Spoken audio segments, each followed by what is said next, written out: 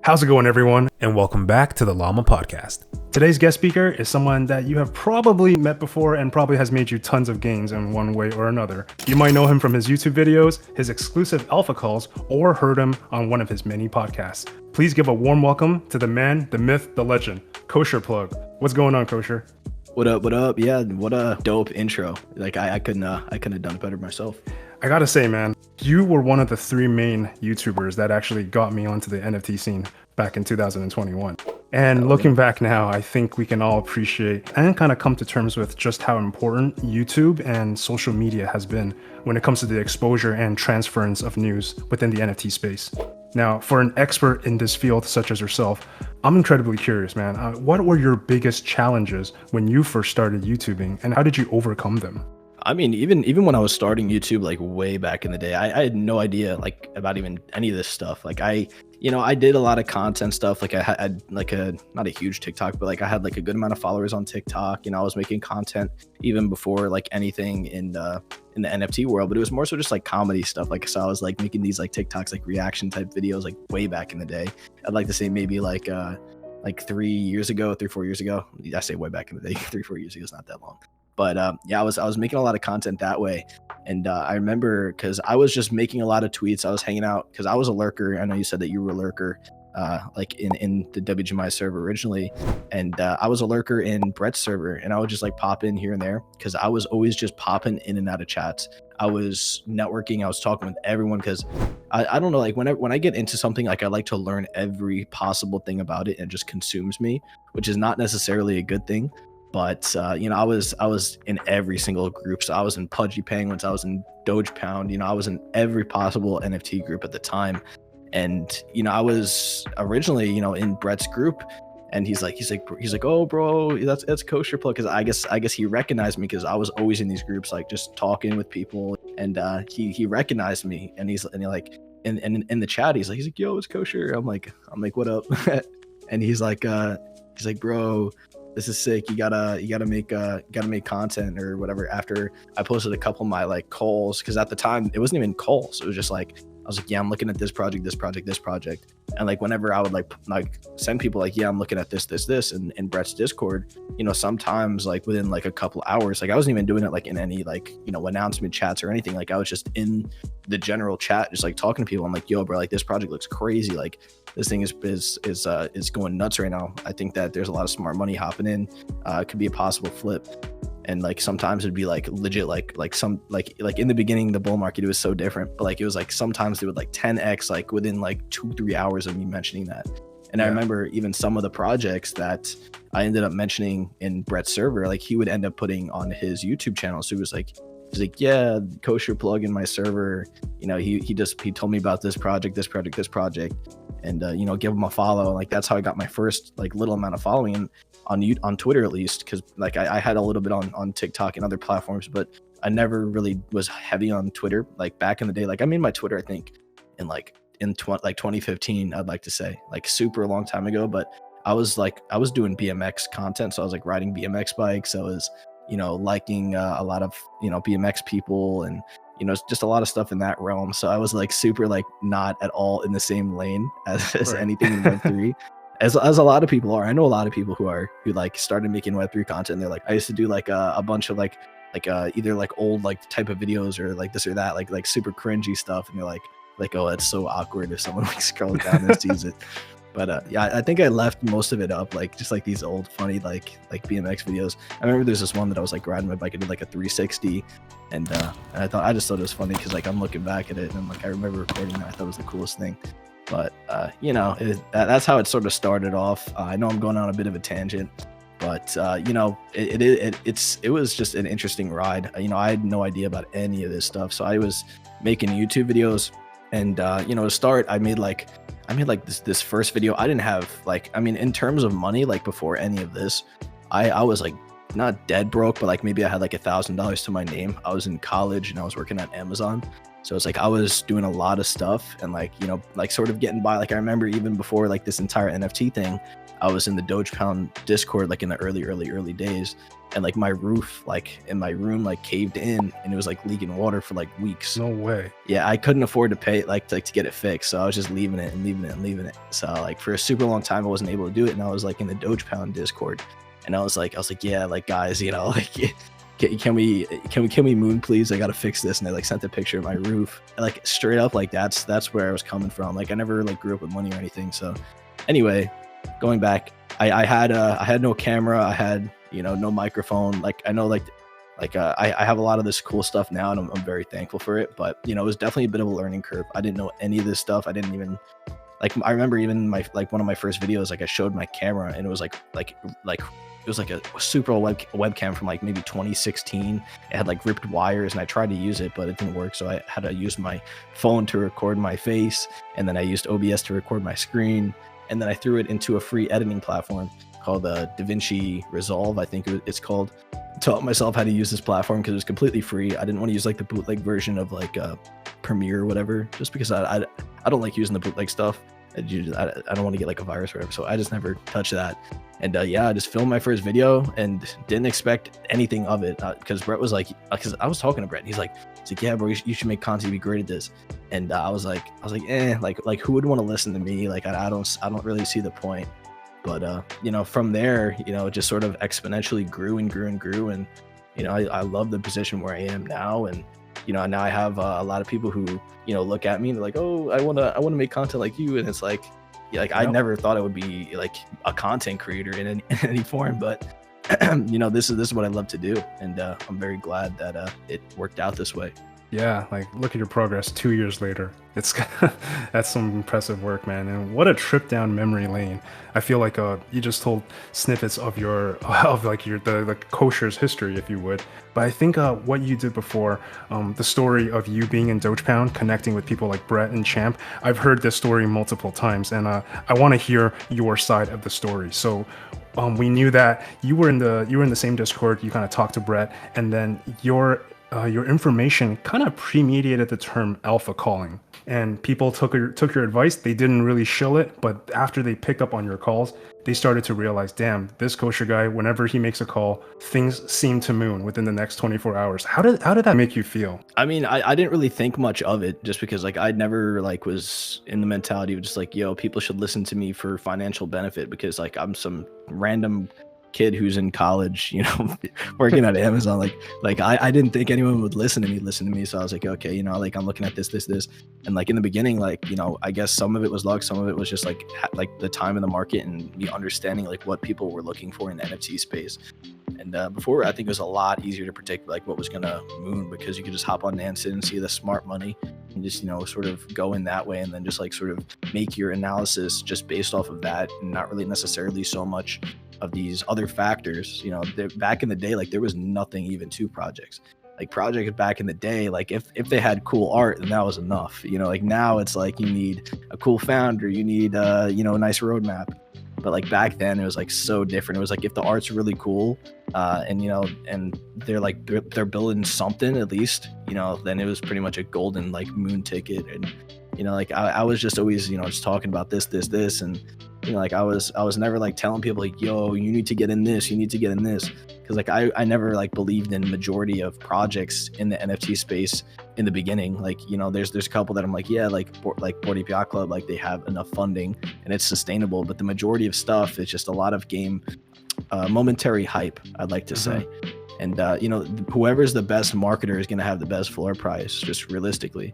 And that's why I don't think people should like pump their project's floor, because once you do that and you have this crazy high floor on a project, you know, you know, there's a bearish market, then people are going to remember that the floor price was XYZ price, and now it's, you know, way lower than XYZ price. So I don't like to, you know, get too involved in any of that, but it is what it is. But you know, I didn't expect anyone to listen to me, so I was just talking, you know, kind of out my ass. So I was just like, you know, like this project looks cool, And then eventually people started following me for that, and I'm like, oh shit, like, you know, I guess I should keep, you know, going because I'm getting all this support.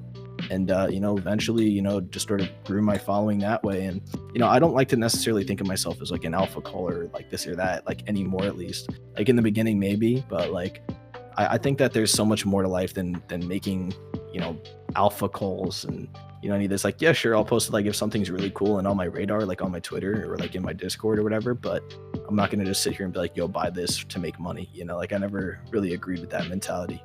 Yeah, I think from your position, it's more about conveying information to your followers and to your friends, giving your friends the opportunity to get them in on the loop for some projects that may take off and that's not on their radar.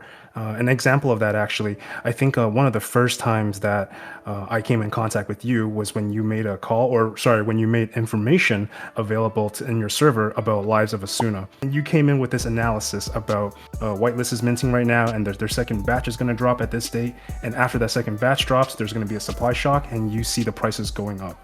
And everything unfolded exactly as you called it. It was actually, that was my first big play ever. And that was like, okay, I'm going to follow this guy. He seems to know what he's talking about. I think it's because a lot of people, like in the beginning at least, like they didn't really put much thought into project. They just sort of thought that things just mooned for no reason. But you know, there's usually a reason for a lot of things. So it's like, if you could kind of see like what they're planning on doing, like you have to like really like look into projects. So like not just like glance over like, oh, this art's cool, let me buy it. And like just like sort of do a little bit more into it. And I was like, and I remember seeing like some of these projects like super early on. It's kind of hard to explain, but like there's usually factors that could come into play to definitely change the price action. And you know, supply shock at that time was just like, it was something that was like sort of new. Like no one really knew much about supply shock and, you know, these different like concepts. But you know, it's definitely a different ball game for sure. I think a lot of people just need to sort of take a step back and just look more into things instead of just like hopping right in. Like that's why I think a lot of people a lot of people get wrecked, is because they just hop into things. They don't really look too much into it. And I guess that's why kind of people looked at me like whenever I was looking at something, because I don't just look at things like from surface level. I kind of like look a little bit into it, and I'm kind of like, oh, okay, like this is cool for this, and it might do, you know, like some profit margin just because they're launching this at this time. So it's like, you know, back then it was a little bit easier, but now it's like it's a bit more nuanced in the way that you could sort of determine what projects do good. And typically it just has to do with who's behind the project most of the time now. For sure. A lot has changed since the bull market days of past. Back then, almost every single whitelist that we came across almost guaranteed profit in one way or another. Now for a project to take off, it's got to have good utility. It's got to have a compelling roadmap. It needs to have cool influencer level founders that are also good looking with a fantastic voice and face, like all these ridiculous asks just to make a project take off with hype and marketing. Because like the true OG projects, like you were saying before, like Basie and all that, they don't really ride the wave along of what is the next hype thing. It's more like they lead the way. They design something, they come up with innovative additions to their project, and it works for one reason or another, and then everybody else ends up copying that. And like we've seen so many big changes. Like since the last bull run, we've seen the NFT space start to come out with more innovative changes and pivots. We've seen the rise and fall of free mint meta. We've witnessed the widely adopted whitelist application meta. We've used and fell in love with the ease of giveaways, that is AlphaBot. And we've seen automation manifest in the form of bots, AI, generated art, and ChatGPT. Now, what do you think could be the next big catalyst as we finally leave this bear behind and get back into the bull? A lot of people usually ask me that question, like, oh, what's going to take us out of a bear market? I mean, like, I couldn't tell, like, I really couldn't tell you. Like, I mean, there could be like a couple of different factors, but you know, right this second, you know, like we're like the state, like, I don't know, I feel like there's so many black swans right now. I can't really say for anything like, oh yeah, we're definitely out of the bearish market and we're now going towards bull.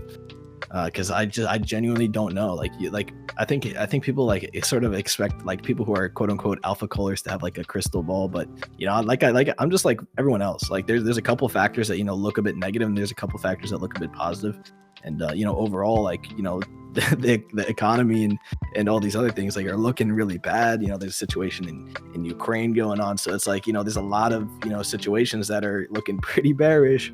But you know, I can't really for, you know, a fact be like, yeah, we're gonna go into a bear market, because even during the COVID pandemic, you know, everyone's like, yeah, we're gonna dump because COVID just got released. But then the government's like, yep, we're gonna drop everyone $2,000 stimulus checks, and that sort of created one of the biggest runs that we've ever seen. So it's like, you never know. Like anyone saying like, yeah, like for sure we're gonna go lower, for sure we're gonna go higher. Like take it with a grain of salt. Like I don't trust any of that, because literally at a snap of a finger, there could be some black swan event that no one knows what's gonna go on, affect your portfolio dramatically. That's why I tell everyone, be as diversified as humanly possible. Be in different asset classes, be in USD, be in crypto, be in multiple things. Don't just have all your money just tied in one place, because it just doesn't make sense. Because say, for example, the banking system gets fried in America, now you're out of however much money's in your bank. And then, for example, if the crypto market's down, they ban something with crypto, now all your cryptos are gone, but you'll have money in the bank. So at least you have it a bit diversified. And I know what I said is kind of like, oh, like woo, conspiracy, but I really do think that everyone should, keep their money in different places, or at least like have investments on the side. Like I've been looking a bit into real estate as well, just because I think like realistically, like it's such a smart way to put your money into something that's not going to just immediately devolve if there's any sort of conflict. So I've been looking into that a little bit. It looks really promising because, for example, I'm going to go on a quick tangent about real estate, but I think real estate is really cool too. But I was looking at a property, and I would be able to buy a property like either in cash or finance it. I buy really like a really shitty property, put like buy for $60,000, maybe put like 40,000 into it, then make it worth 150,000, and then you refinance the property, take your initial money out, and just rent it out per month to pay off the loan on the property, and now you're just sort of cash flowing every single month. And there's a bunch of different ways that the rich tend to do these things, and that's just one of them. Just like if you have the money to do it, it makes a lot of sense. I'm just looking into it. I think it sounds a little bit too good to be true in some senses, but there's also a lot of people who are doing it like it's like a full-time thing, which is crazy. But I say be as diversified as possible, whether that be real estate, whether that be crypto, whether that be keeping a couple bucks in your savings account. Essentially, you outlined the 3 pillars of wealth, right? I don't think there's anything wrong with diversifying. In fact, I think that's a very smart thing to do to go into long-term wealth preservation. If you have a lot of cash, like fiat, then maybe you're looking into diversify into real estate or crypto, right? And maybe the real estate market is booming, then you could potentially sell a property and then redrip that income down to crypto or into cash. If the crypto market explodes, maybe it's time to take some profit, or maybe invest it into real estate. So I think juggling these 3 pillars, it's enough for me to see how I can retire like 20, 30 years from now. So I think you're right on the dot with diversifying that. Yeah, I want to go back to the BRRR thing that you're talking about. Are you looking to buy property yourself, or are you just kind of researching the idea of it and what needs to be done? I've been doing a lot of research. I joined a couple of different groups of people, talking with people like Ryan Pineda, and just like sort of learning as much as I can from the outside in, because real estate is not my game at all. Like it's something that just sounds cool. So I was like, oh, it sounds dope. I love watching those, like, I don't know if you're watching those like home improvement videos. And I always love watching those videos. So I'm like, you know what? Like, why don't I just try it once and see what happens? So what I've been doing is, I don't know if you know wholesaling, but I have a like sort of, I wouldn't even call it a company, because it's just like it's so like janky at this point. But I have one of my friends, and I have like 2 different companies. There's one company that does a lot of like the phone calls for me. Like they call up specific numbers that I send them, and source my list through PropStream. So it's like a platform where I'm able to see different names and addresses of people who are either, vacant properties, pre-foreclosure, like a bunch of different variables. And it compiles those and, collects all the data, scrapes it, and gets the phone numbers. People call them, and then people text them. I have 2 different teams for each thing. And, then I have them all compiled into something called Asana, which is basically like Notion, or like one of these like platforms where people could like, select different things like cold leads, hot leads, warm leads. And, we're able to sort of select specific things that way. And then I have one of my friends who just like does all like the outreach. Like, since I don't really necessarily have the time to be focusing on, real estate, I just built all the all like the little intricate behind the scenes parts to get a wholesale deal. And I just have my friend outreach to all these people, and we just split the commission. Like, cause I pay for all of the like upfront cost in terms of, getting these leads, which I think about each month. It costs about, I would like to say $2,800 just to run every single month. to get like all these leads. And each month I generate maybe like 30, 40 like pretty warm leads. Then out of those, maybe only 1 in every 100, is a hit. So, we're just sort of testing right now. I'm 2 months in, nothing yet, but we'll see what happens. I think it's just a time game inevitably. And, I'm just trying it out. I think everyone should try different things, while you're young, especially, like I'm 21 and, I like to try things, and some things work, some things don't give up and just keep trying things, because eventually something's going to hit. That's the same way that I feel like with NFTs, because even before NFTs, I was selling iPhones, and before selling iPhones, I was customizing Xbox controllers. And before then I was having garage sales. I remember I even have a screenshot of me at one of my first garage sales. Like I was like super into it, and I would have garage sales like every week, just selling just like old iPhone cases I bought on Amazon from China. And I remember I made like $100 in a day just doing that, like on one of my corners, because I live in New York, so like everything's like super packed here. But yeah, I remember that, and that was pretty crazy. And I was always doing something. Like I said, I didn't really come from like a background where I like had money, so I was always just in the hustle mode. Yeah, I was just gonna say, you sound like you've been hustling all your life. Yeah, I think it really depends on the situation. I think there's certain people who don't really have that mentality, and it's perfectly fine if you don't. But I think depending on your situation, it really definitely affects it. Your mentality towards hustling. Like you could sort of see someone who's been through like some like struggle when they like show their hustle and like what they're doing, compared to someone just like who like sort of got everything that they want pretty much handed to them. Like I wasn't one of those people, so I was like always doing something. I can even send you like some of the controllers I made back in the day. You made controllers, or you modified them? Like I modified them. Like I'll send a screenshot. Gotcha. I have like all these compiled into like a list, because I was going to talk about this a super long time ago, but I used to make custom Xbox controllers, and nice. I would sell them to my friends in real life. So I would take the controller, I would charge them like $25. I would spray paint the controller, and just customize them that way. And I just made a bunch of different controllers, and it was a fun thing while it lasted. Just stuff like that. And that's what I was always doing. And just always hustling, always doing things. And I recommend everyone do something. Like don't just sit down and be like, oh, I hate my situation I'm in. Just don't dwell, and just do stuff. Like try things. You can only fail so many times before you hit something. Absolutely. I find that especially in stressful circumstances, humans tend to like level up their proficiency game and really come out with all that extra drive and motivation to get this business done.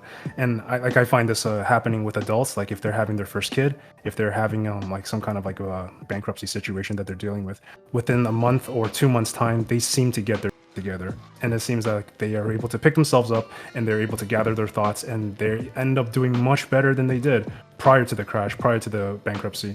I think this definitely resonated with your story, as you were saying before, with your roof situation and the water. That definitely caused a lot of stress, and I can see how all of those experiences kind of manifested in a way to make you an incredible businessman. Oh, I appreciate that, man. I wouldn't say all that, but I think that if you fail enough times, you learn way more from that than just having tons of success. So that's just what I've noticed, because like I have a couple friends who are like pretty well off, like they were raised in a totally different way than I was, and you can sort of see like they just kind of go with the flow. They don't really like question things. They just sort of like go with things. They don't try to figure out their own way, because I think it's so ingrained in them. They're just like just do this, and you'll be rewarded. So and a lot of people like get too comfortable. That's the problem with being raised with money. They get way too comfortable, and that's why I kind of like it, like the situation I was in, just because like being too comfortable is not always a good thing. You got to throw yourself into some crazy situations sometimes. And I had a crazy childhood, so I think everyone should just try things. That's what I would say, pretty much. For sure. And I think this actually synergizes perfect with things that we're dabbling in today, such as Web3 and Twitter, because on these platforms, we're truly able to chase and build our own dreams, right? We're able to start our own companies. We're able to talk about the stuff that we're building instead of like the bike that you were showing before on your Twitter, for example, right? Instead of doing any of that, you're able to post and and kind of like show off the stuff that you've been building. And I think being able to keep a record of that and show your friends and show your followers what you've been building, that is truly beautiful. And that gives you the motivation to continue going on, to come up with more content for your viewers to see. The reason I always save things is because I always knew that at some point, you know, I would have some success. Like I even tweeted, I think I took it down like a super long time ago, like maybe like 3 years, 4 years ago. I always say super long time ago. It was like 3 years. And I tweeted something like, I'm not ready to be famous yet. Give it a couple years, which is just, it's funny. Like, cause I think I might have the screenshot somewhere, but I just thought it was crazy. Yeah. How I tweeted like a lot of like stuff. And I even had like a whiteboard where I just like put all my goals and like things that I wanted to achieve. And then like slowly but surely, like I ended up checking everything off on the whiteboard. And you know, I might have a screenshot of that too. So dude, I had a whiteboard too, and I did the exact same thing. Yeah. It's really the play. It's good motivation, especially if you keep it right in front of your desk, because then you look at it and you're like, am I seriously not going to check this off ever? Like I'm just going to look at this, you know, like I think it's good. That's good motivation too, because you're like, you know, it keeps like it looms over you, like, oh, like yeah, it's definitely a play. Everyone get a whiteboard. That's if you want to take anything from this podcast, get a whiteboard, start writing your goals. Get a whiteboard. Start manifesting some stuff, and you know, get it done. Yeah. If you walk by that whiteboard and it makes you feel lazy, unaccomplished, or otherwise not hustling, then I think that whiteboard is working. It's crazy because it's really true. Like I think a lot of people, you know, just need that push. You know, I think writing goals as well is also just really helpful. I watched a couple of different podcasts where, it's not a podcast. It was like one of those like ebook type ideas, and it was I totally forgot the name, but it's like The Secrets of the Millionaire Mind or like something like that. And it was like this book where he was talking about how you could like potentially manifest, you know, whatever goals that you want, which kind of sounds like woo, you know, like some like a, you know, like weird, like you can't predict things into reality. But like, you know, the more that you write it and the more that you see it, the more that you'll believe it. So like you're kind of just putting yourself in that mentality to like a fake it till you make it type idea. Yeah. And I think it's the truth, you know, like even if you don't know what you're doing, throw yourself in the middle of a situation, you'll learn pretty fast. Exactly. You got to fake it until you make it. It gives you that first spur of confidence, and then once you have that confidence, you take it and you run with it. Those are two sayings that I actually really like. Fake it until you make it, and the principle of proximity, such that you become the average of the 5 people that you hang out with most. So if you hang out with founders, realtors, or other remarkable businessmen, eventually you will pick up on their work ethics. You will start to think like them. And I think that's what's truly important, to get out of your comfort zone. And on the topic of hustling and building, I wanted to ask you, man, what are some things that you're currently working on right now? At the current moment, I'm making a lot of content. So it's like for WGMI, we've been slowly growing our newsletter list. We've been slowly growing our Instagram, our social numbers. And that's pretty much the main focus at the moment. We're closing in on 20,000 email subscribers, which is pretty solid for a newsletter. The thing is with newsletters as well, it's especially if you're a solo creator and it's not like a business type of thing where you have like other workers. Like I know NFT God is killing it right now. I was just messaging him on Twitter too. Like I want to like connect with him a bit more. I told him that we gotta talk at some point. But yeah, I saw that he has about 19,000 subscribers on his email newsletter. And if you're a solo creator, you know, you could run ads on this type of content, maybe charge like 2,000 per sponsored post. And then 2,000, you drop 1 or 2 newsletters a week. So I'll just say 1, 2, 4, 6, 8, you're making $8,000 a month. And if you're a solo creator, that's the best possible way that you could support them. It's just click just join an email list, and you know, you could support the creator themselves. And it's super ideal for anyone who is in content creation. If you don't have some form of revenue stream, is to do something that provides value. So subscribe to my newsletter, and just let them know, like you could have a premium version where it's like, you know, $5 a month, and you know, you don't have the ads. Patreon. Exactly, like some sort of idea like that. But you know, sometimes on a Patreon, like it's just like, oh, pay $5 and you just get, you know, access to my Discord. It's like people don't really care about that sometimes. They want like actual information, actual use case. So it's like, you throw in, make a newsletter. You know, we have one at WGMI too. So it's like, I kind of understand like the amount of money that these people who are running these make, which is, it could turn out to be a substantial profit, especially if you end up evolving that company into something like a morning brew or the Hustle, or it gets bought out by one of these super large entities for, you know, like 75 million like the Morning Brew did, and that was all just an email newsletter, which is crazy. And that's not even like a business. It was more so just the email newsletter, and it had like a funnel into some of their merchandise, which is crazy to think about. They got bought out for 75 million. So imagine an entire business company behind, maybe an email newsletter. We have like crazy socials. We're bumping on everything, for example. Like how much would a company like that be worth, especially with it in terms of connections that me, Brett, and Bento have, like for a company at least. So that's the goal, is at some point we scale it to a Morning Brew type level. So, it takes a lot of time, and anything in business is not like an overnight thing. And people might look at it and be like, oh, you're only doing this numbers, and you're only, like even if you're doing like shitty numbers, it took Morning Brew 5 years to even get, to where they are. So it's like, we're still in the early stage. So like, even if we're only 1 year in, we're already crushing no matter what anyone says, because like our numbers, like we could see like they've been going up, and they're slowly going better and better.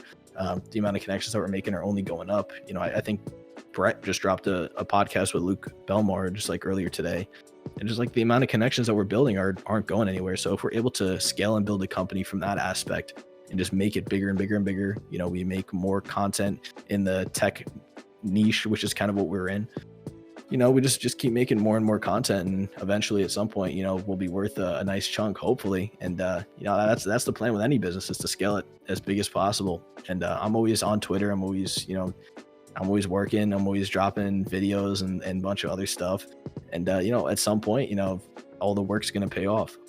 I'm 100% with you there, man. I think building up on this content right now, it's a tough obstacle to overcome, but only because right now there's not that many users that are actively participating in Web3 and NFT talk. Because like back then during the bull market, there's a lot of eyes in the space. There's a lot of people out there on YouTube, on your Twitter account, trying to extract information on what the next big alpha call is going to be.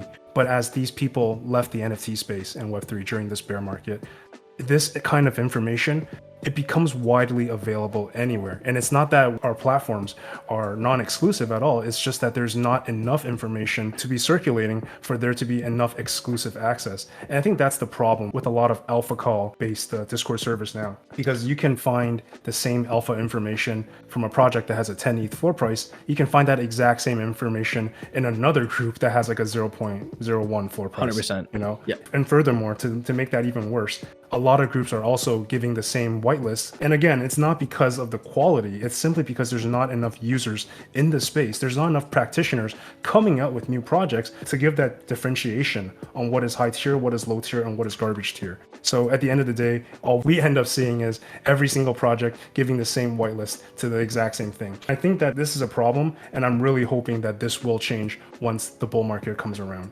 Yeah, 100%. Yeah, the entirety of the whitelist meta, in my opinion, it's a lot of game of just catering to whatever the community wants. Even if the project's bad, like they want you to reach out, because like if you're not reaching out, then you're not doing enough. So it's like, especially if you're a project founder, you kind of have that that yapping in the back of your head. You're just like, oh, like you're not doing this. You make sure you're not getting us a good whitelist and this and this. But it's like at the same time, these projects look like ass. So it's like, you really want me to be the person who puts in this project and ends up rugging. So it's like, it's definitely a weird dynamic for sure. Even with even with the alpha groups, I know there's like Champ has an alpha, there's like I wouldn't like to say like I was the first alpha, because I think that there was like maybe a couple others before me, but like I was one of like the first that were sort of doing it in the NFC space. And I was just sort of like, in the beginning, it wasn't like like back in the day, it was like so different. But like now, like these alpha groups, a lot of them just come across as just like shilly. Like, for example, like if you have like a caller, they might be calling in like 40, 50 groups, and it's just like, it's just inevitably just an inevitable pump and dump, because you have all these people and all these eyes, looking at these projects. That's why I haven't done any personal calls in a very long time in my group. I let people know like some projects I'm looking at, like I'll like I have a chat where it's just like I'm like, oh, I'm looking at this is this NFT project, this like, it's a bunch of like stuff that I'm looking at, but nothing that's like, oh yeah, buy this project, it's gonna moon. Like I haven't done that in a very long time. And not that I ever said that this project will moon XYZ, but like, I never do that anymore, just because I don't feel comfortable with it. Because say, for example, someone takes my quote unquote call, throws it in 5 other groups, 6 other groups, like, oh, KosherPlug called this, and then like everyone's buying into it, and then I would get the bad end of the stick when it inevitably goes down to 0. So I don't like to do that, and I don't like to call things directly.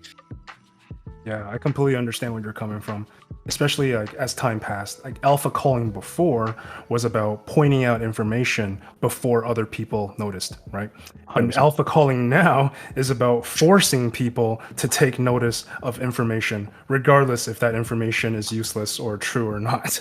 Alpha calling now, especially when the same call is being recycled and regurgitated amongst 40 different Discord channels, it's just an elongated, well-packaged pump and dump. Yeah, well, I mean, the ideal situation for me is because I don't necessarily like, especially like as you grow and as you learn, like I don't like to do one specific thing.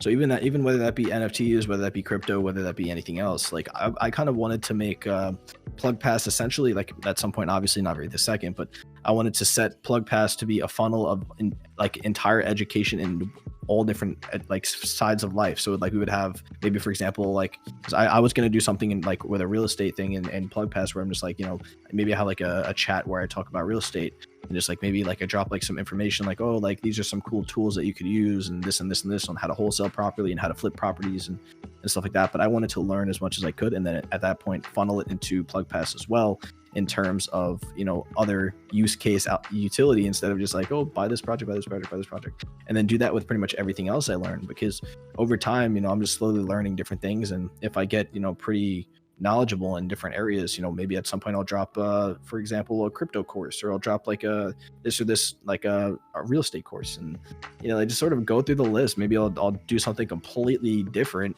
and a month from now, how to grow a newsletter from scratch. Like maybe like, you don't like, I could pretty much do anything in that sense and just be like, oh yeah, we'll funnel it through Plug Pass so people could just use this as an education hub to learn pretty much anything they want to know, as opposed to, yeah, this is just an NFT alpha group where you could learn how to buy and sell and trade NFTs, which in my opinion, I think is very I think you're pigeonholing yourself as a business. It doesn't make sense.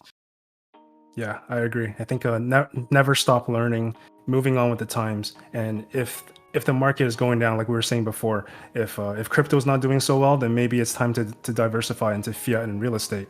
I think that same kind of trend of thought can be applied to learning as well. If you're building crypto, you're building NFTs, but if the crypto and NFT market isn't booming at the time, there's nothing stopping us from diversifying that education into real estate and into different business avenues. Yeah, I mean, the thing is, the thing I want to mainly get across to people is don't be stuck, you know, just in NFTs only. You know, try a bunch of things. Don't just be like, oh yeah, you know, and NFTs are everything. NFTs are the future, which, you know, they are in some forms, but so is like AI and so is other tech. And there's so many different things that you could learn a little bit about. And if you just learn a little bit about everything, you know, you'll be more dangerous. The more information that you have, the more dangerous you are as a person. So it's like, I love that.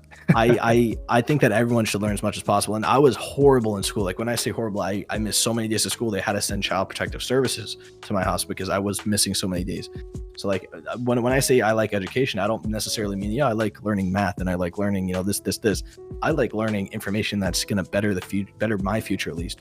And I think that any information that you could use to better yourself, it just makes sense to learn. And I think that we're being taught the wrong things in school. Like we're not being taught how to run a business. And when I was in college, I was being taught by a teacher who was teaching business, who has never in their life ran a business. So it's like, why should I be listening to this person who's just reading a script that they were taught 10 years ago, 15 years ago by some professor who is in a totally different frame of business than I want to be in? So it just doesn't make any sense to me.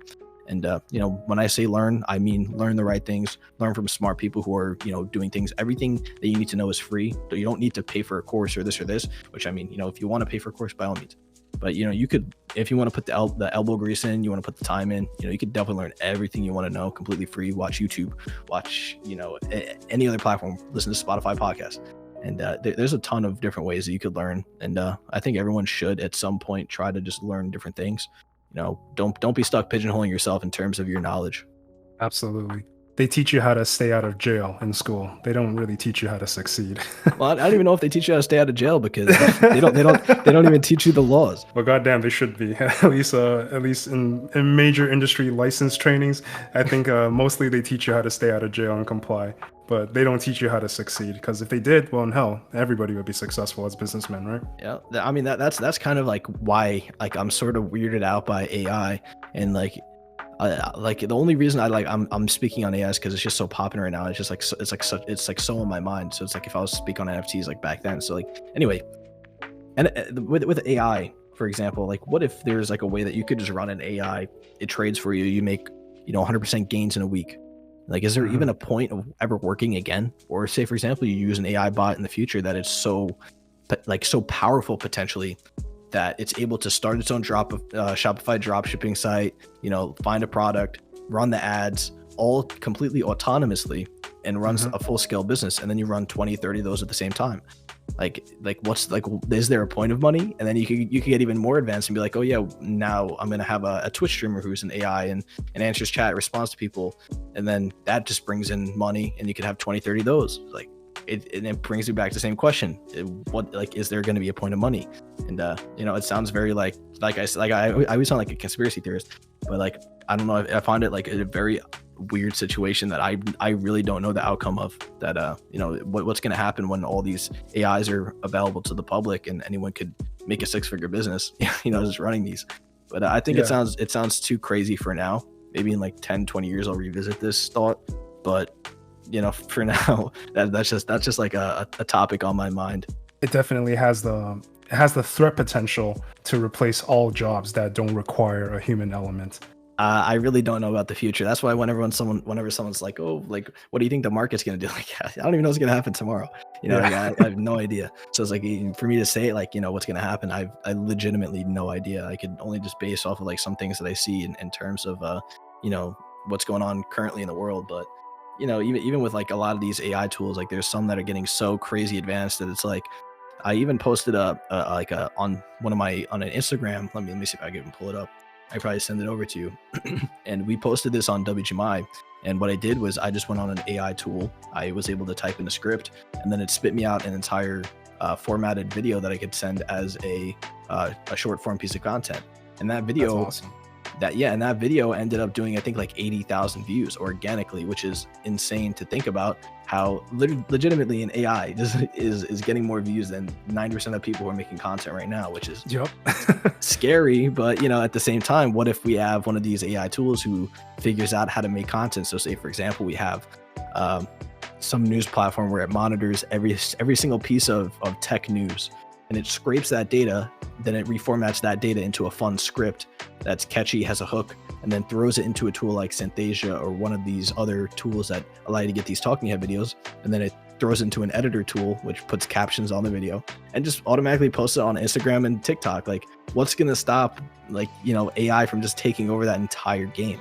So it's such a weird situation. I know that there was someone who actually did something similar to where they were able to sort of make a Twitter, and they just copy and pasted different articles. Every time that there's an article posted on a certain news platform, the AI tool would go through one of its few replies, which would essentially just be like a funny, snarky reply to the AI, the news article, and just tweet it out. So it was an automated AI Twitter account, and like you could like imagine having like 10-20 Twitter influencers. Like it's such a weird future for sure. And I think we're just at like the starting point for a lot of this stuff, because now I think the spark was ChatGPT, and like now that people see ChatGPT, they're like, holy shit, like and imagine, and this again sounds conspiracy theorist like I always do, but imagine if this is what's for the public. Imagine what's hidden and gatekept and behind the scenes in terms of AI technology. So it's like, it's a scary future, but we're living it. Yeah, because you got to think that whatever version that the public, that is us, has access to now must have been like a beta or way further down development line of what these guys are truly building and have access to. And it's just, 100%. It's really scary to see how they will end up using this technology in the future. But I guess we're just about to enter a world of sentient businesses and AI entities. So we got a lot to look forward to. Yeah, and like I said, it sounds kind of conspiracy type, but is it really? Like there's people sort of doing it right now, and we pretty much proved that it can be done. We did on WGMI for that, the real. So it's like, it's scary, man, because like what's the point of making content if I could just get one of these AI tools to clone my face, throw it into one of these deep fake platforms, and just make me talk, say things? Like, how are you going to distinguish between an AI and a real person, like in the future? And there's a lot of people who I showed that video to, like in my family. I'm like, you notice anything about this video? Like they didn't notice anything like out of the ordinary on the video, and they weren't even able to tell that it was a robot. And I'm like, I told them, they're like, no, like you're lying. And they're like, oh, it looks like one of your friends. I'm like, it's crazy, man. And there's businesses who are going to make a lot of money just using a lot of these different tools. So say, for example, they plug the code from ChatGPT into, for example, like Midjourney. Like that's like if you don't know what Midjourney is, it's like essentially you could enter text. So you could be like, create me a picture of an octopus in a lake, and it'll spit out an image of an octopus in the lake. And it does it just by, sourcing a lot of its data from other places. So it's like, it's scary. It really is. And the future, I don't know what's going to happen. I hope it goes good. I truly do. I really am glad that we got to chill, hang out, and kind of get your thoughts. I do believe that it is our time to shine, and all that legwork that we've been putting in now over the past half year, I would say, will pay off exponentially when things finally turn around. So shout outs to all the enthusiasts out there. Shout outs to all the devs, all the collab managers, mods, founders, and of course, shout outs to you, my man. Thank you for coming on the show. Anytime, man. Thanks for having me. Appreciate you, brother. If you enjoy the content, make sure to like, comment, and subscribe to the channel. This is Ice signing off, and we'll see you guys in the next one.